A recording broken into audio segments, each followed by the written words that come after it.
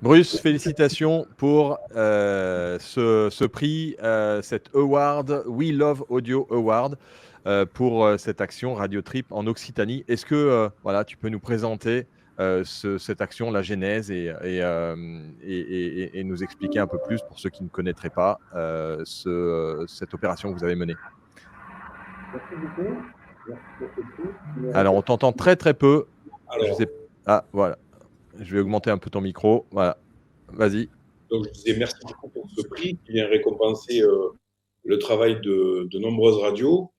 Donc le collectif des radios libres d'Occitanie travaille bien évidemment sur l'Occitanie. Et l'Occitanie, c'est 13 départements. Et le milieu rural en Occitanie a une très grande place. Ce projet, il est né d'un partenariat qui dure déjà depuis quelques années avec la région Occitanie. Et il est né d'une discussion avec la vice-présidente Claire Fita, déléguée à la culture pour tous.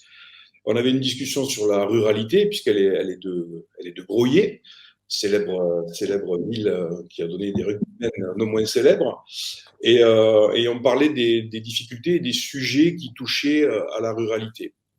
Et on a décidé donc non pas de faire un road trip, mais un radio trip, en faisant en sorte de proposer aux radios 12 sujets très précis sur des problématiques liées spécifiquement à la ruralité, avec un petit postulat de départ qui était un peu compliqué au départ pour les radios, c'était de leur dire vous allez traiter ces sujets en dehors de votre département d'origine. Donc il a fallu se déplacer pour traiter des sujets très délicats comme où sont passées les écoles, où sont passés les services publics, l'intégration dans les villages, l'accès à la culture pour tous, l'intercommunalité. Qu'est-ce que c'est l'intercommunalité? Il y a deux grandes métropoles en Occitanie qui sont Toulouse et Montpellier.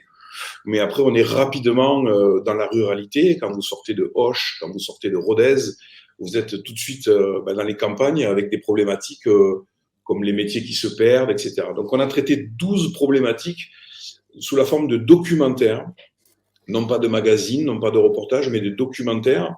Et ça a été pour chaque radio environ 7 mois de travail, avec un cahier des charges qui était très complexe, très exigeant, sur le nombre d'intervenants, la qualité des intervenants, pour être sûr de pouvoir traiter ces documentaires de manière très précise. Donc on est allé chacun, on a pris nos micros, nos voitures, et on est allé polluer les autres départements pour aller chercher du son et fabriquer ces documentaires qui sont à l'arrivée vraiment, parce que moi j'ai eu la chance de les écouter dans leur intégralité, qui seront podcastés dans quelques jours, qui sont vraiment de très très grande qualité. Voilà. Félicitations, Bruce, pour cette action, et puis à tous ceux qui ont participé à cette action, car je suppose que c'est beaucoup de personnes qui sont engagées dans cette opération. Et on se retrouve avec les autres lauréats tout de suite.